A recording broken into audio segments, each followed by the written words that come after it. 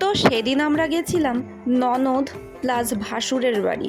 তো কেমন আছো সবাই? নতুন একটা ভিডিওতে সকলকে স্বাগত। এবার তোমরা অনেকেই হয়তো মনে করবে ননদের বাড়ি আর ভাসুরের বাড়ি একসাথে হলো কী করে। আসলে ঘটনাটা হলো, আমাদের মাসি শাশুড়ির মেয়ের সাথে পিসি শাশুড়ির ছেলে অর্থাৎ দাদার বিয়ে হওয়ায় সম্পর্কটা আমাদের দুই দিক থেকেই। তো সেদিন দাদা মানে আমার ভাসুর বলল যে দিদিদের বাড়ির থেকে ঘুরে আসা যাক সবাই মিলে।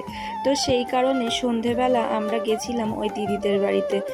দিদিদের বাড়িটা আমাদের বাড়ির থেকে খুব একটা দূরে নয়। ওরা তো সবসময়ই যাওয়ার কথা বলে, কিন্তু কি বলো তো, বাচ্চা কাচ্চা নিয়ে আর সবারই কাজবাজ আছে, তো সবসময় যেয়ে ওঠা হয় না। তো গিয়ে দেখি দিদি কিন্তু আমাদের জন্য বেশ অনেক কিছুই আয়োজন করেছে।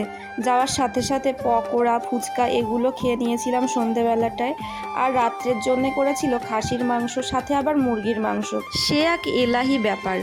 তো এরপরে আমি দিদিকে বলেছিলাম গরম লাগছে একটু আইসক্রিম খাওয়ানোর জন্যে। তো দিদি আবার দাদাকে দিয়ে আমাদের জন্য আইসক্রিম আনিয়েছিল। এরপরে রাত্রের খাওয়াটা সেরে আমরা কিন্তু বেরিয়ে পড়েছিলাম বাড়ির উদ্দেশ্যে।